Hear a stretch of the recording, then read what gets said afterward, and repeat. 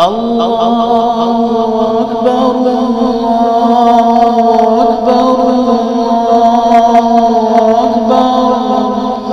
لا الہ الا اللہ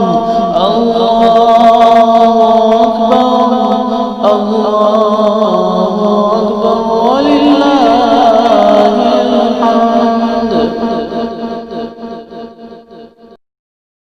بسم اللہ الرحمن الرحیم۔ حالات حاضرہ کے سلسلے میں دارالعلوم دیوبند کا ایک فتویٰ آیا ہے، اس پورے فتوے کو منوعاً جیسا ہے ویسا کا ویسا پڑھ کر سنا دیتا ہوں، ان لوگوں کی آسانی کے لیے جو پڑھنا نہیں جانتے یا حروف چھوٹے ہونے کی وجہ سے پڑھ نہیں پا رہے ہیں۔ بسمہ تعالی۔ حضرات مفتیان کرام دارالفتہ دارالعلوم دیوبند، السلام علیکم ورحمۃ اللہ وبرکاتہ۔ عید الاضحیٰ کا وقت قریب ہے۔ موجودہ حالات کے تناظر میں بعض لوگوں کی طرف سے یہ بات سامنے آئی ہے کہ اس سال حالات کے پیش نظر قربانی کے بجائے اتنی رقم کے ذریعے غرباء، مساکین اور محتاجوں کی مدد کر دی جائے۔ یہ بات کہاں تک صحیح ہے؟ نیز نماز عید اور قربانی کے تعلق سے ضروری ہدایات کے بارے میں بھی لوگ سوال کر رہے ہیں۔ اس سلسلے میں اگر کوئی جامع اور مختصر تحریر مرتب کر لی جائے تو مناسب معلوم ہوتا ہے۔ فقط والسلام۔ قائم مقام محتمیم دارالعلوم دیوبند حضرت مولانا عبدالخالق صاحب دامت برکاتہم العالیہ، یکم ذی الحجہ 1440 پر 1 ہجری۔ بسم اللہ الرحمن الرحیم۔ جواب ہے، اسلام میں قربانی کی حیثیت ایک مستقل عبادت کی ہے۔ قرآن کریم میں خود حضرت نبی کریم صلی اللہ علیہ وسلم کو قربانی کرنے کا حکم دیا گیا ہے۔ چنانچہ حضور صلی اللہ علیہ وسلم نے مدینہ ہجرت کرنے کے بعد مسلسل 10 سال قربانی کا اہتمام فرمایا۔ ترمذی شریف۔ احادیث نبویہ میں بھی اس کی فضیلت آئی ہے۔ ایک حدیث میں ہے کہ حضرت نبی کریم صلی اللہ علیہ وسلم سے صحابہ کرام رضی اللہ عنہم نے پوچھا کہ یا رسول اللہ، یہ قربانی کیا چیز ہے؟ آپ نے فرمایا، تمہارے باپ حضرت ابراہیم علیہ السلام کا طریقہ ہے۔ ابن ماجہ۔ دوسری حدیث میں ہے کہ قربانی کا پہلا قطرہ، قربانی کے جانور کے ذبح کرنے کے بعد خون کا جو پہلا قطرہ زمین پر گرنے ہی سے گناہوں کی مغفرت کر دی جاتی ہے۔ طبرانی۔ دوسری طرف وسعت کے باوجود قربانی نہ کرنے والوں پر حضور صلی اللہ علیہ وسلم نے سخت ناراضگی کا بھی اظہار فرمایا ہے۔ حدیث میں ہے کہ جو شخص قربانی کی گنجائش رکھے اور قربانی نہ کرے وہ ہماری عیدگاہ میں نہ آئے۔ مستدرک حاکم۔ حکیم الامت مجدد الملت حضرت مولانا اشرف علی تھانوی رحمۃ اللہ علیہ اس حدیث کے تحت لکھتے ہیں کہ اس سے کس قدر ناراضگی ٹپکتی ہے۔ کیا کوئی مسلمان رسول اللہ صلی اللہ علیہ وسلم کی ناراضگی کو سہ سکتا ہے، برداشت کر سکتا ہے؟ حیات المسلمین۔ اس لیے فقہائے کرام نے ہر عاقل، بالغ مرد اور عورت اور مقیم جو صاحب نصاب ہو اس پر قربانی کو واجب قرار دیا ہے۔ شامی۔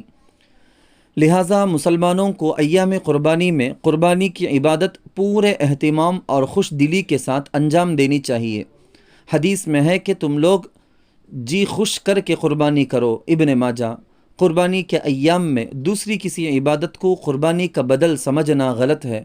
حضور صلی اللہ علیہ وسلم کا ارشاد ہے کہ قربانی کے دن میں آدمی کا کوئی عمل اللہ تعالیٰ کے نزدیک قربانی کرنے سے زیادہ پیارا نہیں ہے۔ ابن ماجہ۔ حتیٰ کہ فقہائے کرام نے لکھا ہے کہ جیسے نماز پڑھنے سے روزہ اور روزہ رکھنے سے نماز کا فریضہ ادا نہیں ہوتا، اسی طرح اگر کوئی شخص قربانی نہ کر کے یہ چاہے کہ وہ جانور یا اس کی قیمت صدقہ کر دے تو اس کی قربانی ادا نہیں ہوگی اور وہ تارک عبادت چھوڑنے والا سمجھا جائے گا اور گنہگار ہوگا۔ لہٰذا جن مسلمانوں پر قربانی واجب ہے ان کے لیے ہر سال کی طرح اس سال بھی قربانی کا اہتمام کرنا لازم اور ضروری ہے۔ اس سلسلے میں کسی طرح کی غفلت برتنا اسلام اور اہل اسلام کے لیے نقصان دہ ہے۔ قربانی ایک ایسی عبادت ہے جو شعائر اسلام میں سے ہے۔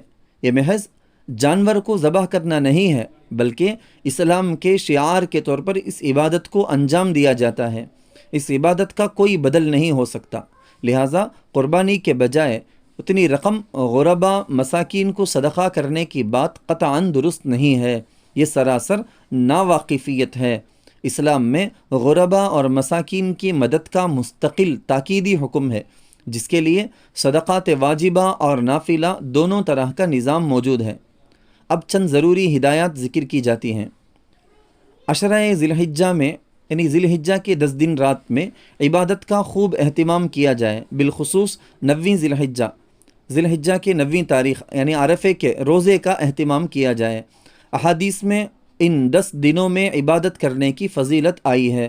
حضور صلی اللہ علیہ وسلم نے ارشاد فرمایا کہ اللہ تعالیٰ کی عبادت کے لیے عشرہ ذی الحجہ سے بہتر کوئی زمانہ نہیں۔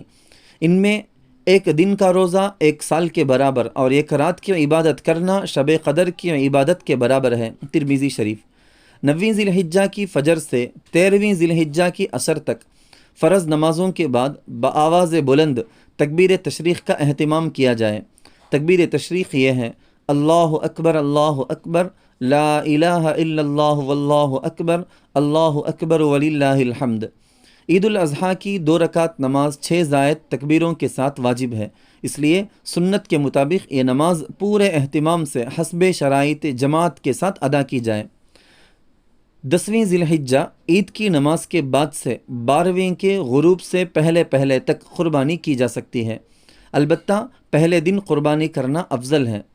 مسنون طریقے پر قربانی کی جائے، جانور کو بائیں یعنی الٹے پہلو پر قبلہ رخ لٹائیں، یعنی اس کے پیر قبلے کی طرف کر دیں اور اپنا دایاں سیدھا پاؤں اس کے شانے پر رکھ کر بسم اللہ اللہ اکبر پڑھ کر تیز چھری سے ذبح کریں۔ افضل یہ ہے کہ اپنی قربانی خود اپنے ہاتھ سے ذبح کی جائے، اگر خود نہ کر سکے تو کم از کم قربانی کے وقت سامنے موجود رہے۔ ذبح کے وقت قربانی کی نیت بھی کی جائے اور دعا پڑھ لی جائے۔ حسب استطاعت طاقت کے بقدر اچھے سے اچھا اور اعلیٰ قسم کا جانور ذبح کرنے کی کوشش کی جائے، عیب دار جانور سے احتراز کیا جائے۔ جانور ذبح کرتے وقت ہر ایسے طریقے سے احتراز کیا جائے جس سے جانور کو زیادہ تکلیف ہو۔ پہلے ہی سے سارے انتظامات کر لیے جائیں، جانور کو بیجا تکلیف پہنچانا گناہ ہے۔ حدیث میں ہے کہ اللہ تعالیٰ نے ہر چیز کے ساتھ حسن سلوک کو فرض قرار دیا ہے، اس لیے کسی جانور کو ذبح کرو تو اچھی طرح کرو، مسلم شریف۔ قربانی سے پہلے جانور کے کھانے پینے کا خیال رکھا جائے۔ اسلام میں جانوروں کے بھی مستقل حقوق بتلائے گئے ہیں۔ افضل یہ ہے کہ قربانی کا گوشت 3 حصوں میں تقسیم کر کے ایک حصہ اپنے اہل و عیال کے لیے رکھا جائے، ایک حصہ احباب و اعزہ کے لیے اور ایک حصہ فقراء اور مساکین میں تقسیم کر دیا جائے۔ ایام قربانی میں خاص طور پر صفائی ستھرائی کا اہتمام کیا جائے، جانور کے فضلات اور زائد چیزوں کو کسی مناسب جگہ دفنایا جائے، راستے میں اور عوامی مقامات پر ایسی چیزیں نہ ڈالی جائیں۔ اسلام نے جہاں عموماً صفائی ستھرائی پر زور دیا ہے اور اس کو نصف ایمان قرار دیا ہے، وہیں راستوں اور گزرگاہوں کی صفائی کو خاص اہمیت دی ہے۔ حضور صلی اللہ علیہ وسلم کا ارشاد ہے کہ راستے سے تکلیف دہ چیزوں کا ہٹانا ایمان کا ایک حصہ ہے، مسلم شریف۔ یہ فتویٰ استاذ محترم حضرت مولانا مفتی زین الاسلام صاحب قاسمی دامت برکاتہم العالیہ نے لکھا ہے۔ دارالفتاء دارالعلوم دیوبند کا فتویٰ ہے۔